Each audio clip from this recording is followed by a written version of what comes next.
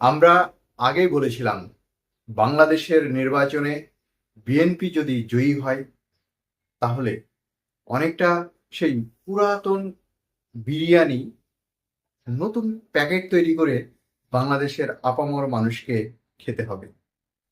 গতকালকে শপথ অনুষ্ঠান, সেই শপথ অনুষ্ঠানে বোঝা গেল ঘটনাটা কি। আমরা যেটা আশঙ্কা করেছিলাম সেটাই সত্য।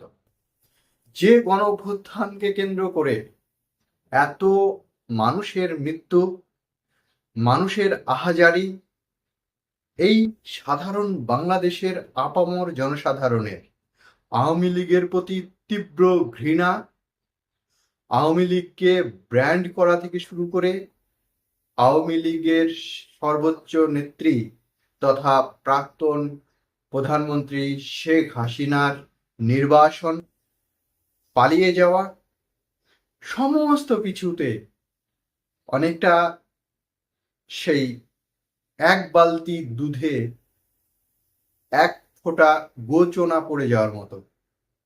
বিএনপি ক্ষমতায় আসার সঙ্গে সঙ্গে জুলাই সনদ সহ 4 দফা দাবিকে কেন্দ্র করে সংবিধানের নতুন নবীকরণ করার জন্য হ্যাঁ এবং না ভোট নির্ধারণ করেছিলেন।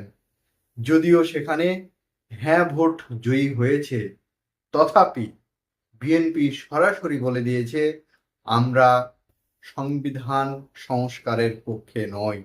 অর্থাৎ আওয়ামী লীগের ফেলে যাওয়া চপ্পলে পা ঢুকিয়েছে এই বিএনপি।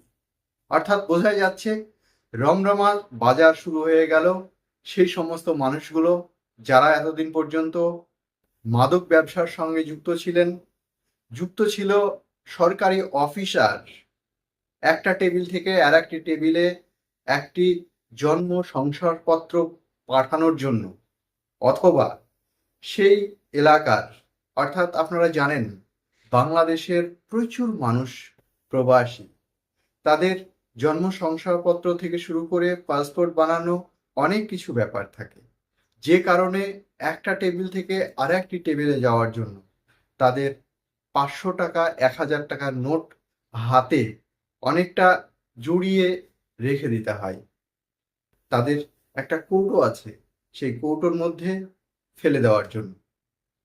কি ফেলেছে ডাস্টবিনে সেটা তো জানা নাই, তারা বলে সেটা ডাস্টবিন।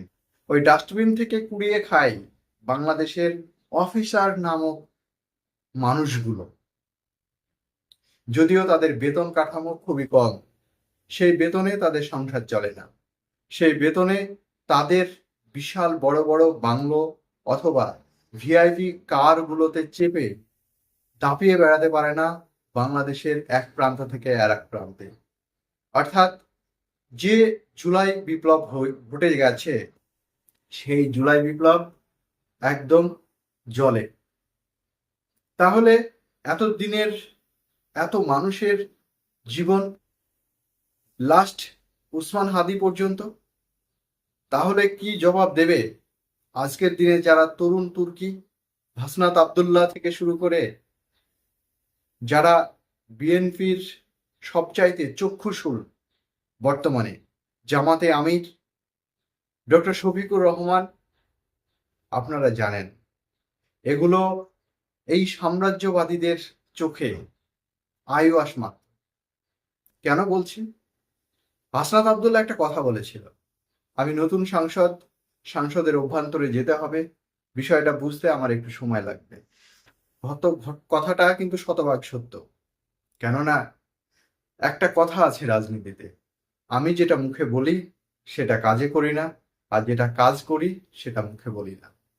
রাজনীতির এই ধারায় যারা চলতে পারে তাদেরকেই বারবার আমার আপনার মতো সাধারণ মানুষগুলো বিশ্বাস করে, আর 5 বছর ঠকে বসে থাকে। পরে 5 বছর তারা নতুন আবার একটা ফন্দি নিয়ে আসে, আবারও তাকেই আমরা নির্বাচন করি, আবারও মনে করি আমরা সেই একই ভুল করলাম। পরবর্তীতে আবারও 5 বছর পরে একই রকম কন্ডিশন হয়, অথবা যে মানুষটা ভাবছে তাকে এই দুনিয়া থেকে সরিয়ে দেওয়ার জন্য এখানকার রাজনৈতিক নেতারা সব সময় হাতে খড়গ হাতে দাঁড়িয়ে থাকে। ভাবতে অবাক লাগে না? জুলাই সনদকে কেন্দ্র করে হ্যাঁ এবং না ভোট জয়ী হওয়ার পরেও এখানে সরাসরি ইগনোর করছে তারেক রহমান। তিনি ভোটের আগে কখনো বলেনি, কিন্তু তার মনের ভিতরের বাসনা এটাই ছিল। বাংলাদেশের আপামর জনসাধারণের বুকের ভিতরে যে তীরটা বিঁধে দিল 17 তারিখে, অর্থাৎ 17 ফেব্রুয়ারি, এই 17 তারিখ ইতিহাসের পাতায় কালো দিন হিসাবে উল্লেখ থাকবে বলে আমরা মনে করি। আপনারা কি মনে করেন? অবশ্যই কমেন্ট করে জানাবেন। প্রিয় দর্শক, বিগত দিনে আওয়ামী লীগের শুধুমাত্র ঘুষ কেলেঙ্কারির সঙ্গে যুক্ত ছিলেন না, তারা বিভিন্ন ধরনের সিন্ডিকেট থেকে শুরু করে মাদক ব্যবসা, একটা টেবিল থেকে আরেকটা টেবিলে কাগজপত্র পাচার, মানে পাচার বলতে গেলে পাঠানোর জন্য সেখানে টাকা দিতে হয়। আপনারা জানেন, সেখানে যারা আওয়ামী লীগ করত তাদের কোনো প্রকারে কাজ করার প্রয়োজন ছিল না, তারা পুলিশ প্রশাসনের সঙ্গে সরাসরি অ্যাটাচড থেকে সাধারণ মানুষের পরিষেবা দেওয়ার নামে আওয়ামী লীগের নেতাকর্মীরা ঘরে বসে বসে তারা ভাগ বাটোয়ারা পেয়ে যেত পুলিশ প্রশাসনের কাছ থেকে।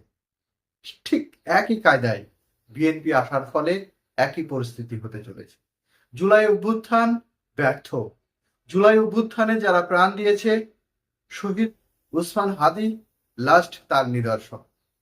যারা চেয়েছিলেন বাংলাদেশে ঘুষ আহাজারি থাকবে না, যারা চেয়েছিলেন বাংলাদেশের আপামর জনসাধারণ অন্তত পক্ষে ঘুষ নামক শব্দটা থেকে দূরে থাকবে না, সেটা আর হয়ে উঠবে কোথায়?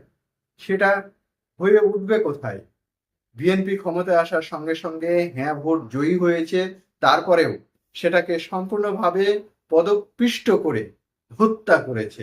শুধুমাত্র ওসমান হাদিকে নয়, শহীদ ওসমান হাদি শুধুমাত্র নয়, এখানে জুলাই অভ্যুত্থানে যতজন পুলিশের গুলিতে আহত হয়েছেন, নিহত হয়েছেন, যারা ঘরের সন্তান হারিয়েছেন, তাদের অকুলেই সেই সন্তান চলে গেছে, অকুলেই অসময়ে বাবাকে হারিয়ে তারা পিতৃহীন হয়েছে। যদিও কথায় কথায় আওয়ামী লীগের নেত্রী বলতেন, আমি পিতা হারার ব্যথাটা বুঝি, যদিও তিনি নির্বিচারে গুলি চালানোর নির্দেশ দেন। অনুরূপভাবে তারেক জিয়াও একই রকম ভূমিকা করবেন, এটা বলাই যায়। আপনারা দেখেছেন, এই জুলাই অভ্যুত্থানকে কেন্দ্র করে বাংলাদেশের আপামর জনসাধারণের মনের ভিতরে অন্ততপক্ষে একটা দিশা খুঁজছিল।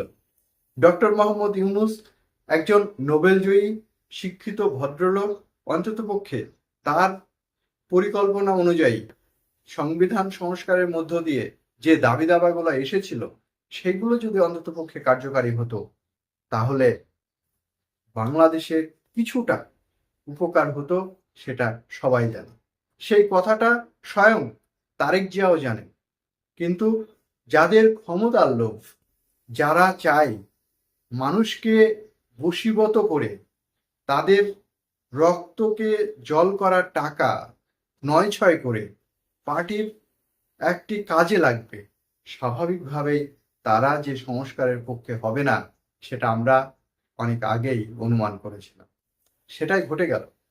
তবে বাংলাদেশের মানুষ আবেগপ্রবণ, বাংলাদেশের আপামর জনসাধারণ নিশ্চয় এর জবাব দেওয়ার জন্য প্রস্তুতি নেবে।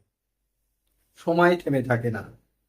তবে আপনাদের কাছে একটা কথা বলতে চাই, যুগে যুগে স্বাধীনতা সংগ্রামীরা যুগে যুগে দেশের ভিতরের, দেশের অভ্যন্তরের মানুষের রুজি রোজগারের, সাধারণ মানুষের, খেটে খাওয়া মানুষের কথা বলতে গিয়ে যারা প্রাণ হারিয়েছে অকালে, তাদের কথা কয়জনই বা খোঁজ রাখে? তারা তো শুধুমাত্র ভোটের স্বার্থে সেই মানুষগুলোকে বড় বড় প্লাক আকারে তৈরি করে মানুষের সামনে তুলে ধরে। মানুষ ভাবে এরা কত জনদরদি। আমরা দেখেছি কিভাবে দিনের পর দিন স্বাধীনতা সংগ্রামী 1947 সালের কথাও যদি বলি, ব্রিটিশ ভারতের সেই সময়তে নেতাজি সুভাষচন্দ্রের কথা আজও আমরা তার মৃত্যু দিনটা পর্যন্ত জানতে পারি না। তার কারণ নেতাজি সুভাষচন্দ্র বসুকে ভয় পায়। নেতাজি একজন সবচাইতে উচ্চ মানের একজন ব্যক্তিত্ব সম্পন্ন ব্যক্তি ছিলেন, যিনি কখনো অন্যায়ের কাছে নতি স্বীকার করেন। তার জ্বলন্ত উদাহরণ আপনারা জানেন, যখন তিনি নির্বাচিত কংগ্রেসের সভাপতি হওয়ার পরেও নিজের সভাপতি পদ পরিত্যাগ করেন। এই থেকে বোঝা যায় তিনি ক্ষমতার নন, তিনি মানুষের নেতা হইতে চেয়েছিলেন। ভারত তথা গোটা পৃথিবীর এই সাম্রাজ্যবাদের যে সিস্টেম চলছে, সাম্রাজ্যবাদীদের যে কাঠামোয় গোটা পৃথিবীর প্রত্যেকটা দেশ পরিচালিত হচ্ছে, তাদের একটাই লক্ষ্য, তাদের লক্ষ্য কিভাবে সাম্রাজ্যবাদকে টিকিয়ে রাখা যায়, কিভাবে গরিব আরো গরিব হবে, ধনী আরো ধনী হবে, তাদের অর্থ সম্পদ আরো ফুলে ফেঁপে উঠবে।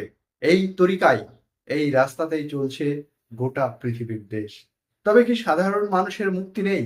অবশ্যই মুক্তি আছে। আপনি বলবেন যে মুক্তি আছে, তাহলে জুলাই বিপ্লবে যারা রক্ত দিল, যারা ভেবেছিল এইবার অন্তত পক্ষে বাংলাদেশ একটি সঠিক রাস্তা খুঁজে পাবে, আবারও তো আমরা এই 2026 সালের 17ই ফেব্রুয়ারি মুখ থুবড়ে পড়লাম। তাহলে বারবার মুখ থুবড়ে পড়বে এই জাতি, বারবার উঠে দাঁড়াবে।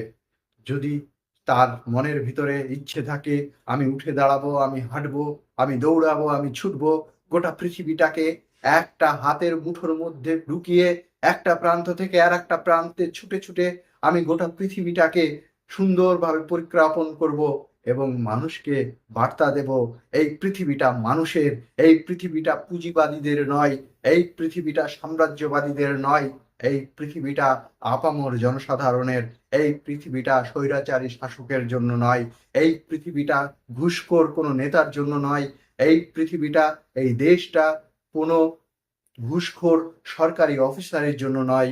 এটা, এই পৃথিবীটা, এই দেশটা, এই বাংলাদেশটা সম্পূর্ণভাবে বাংলাদেশে জন্মানো প্রত্যেকটা মানুষের জন্য, চন্দ্র সূর্যের আলোর মতো, নিষ্পাপ শিশুর মতো প্রত্যেকে সমান অধিকার পাবে।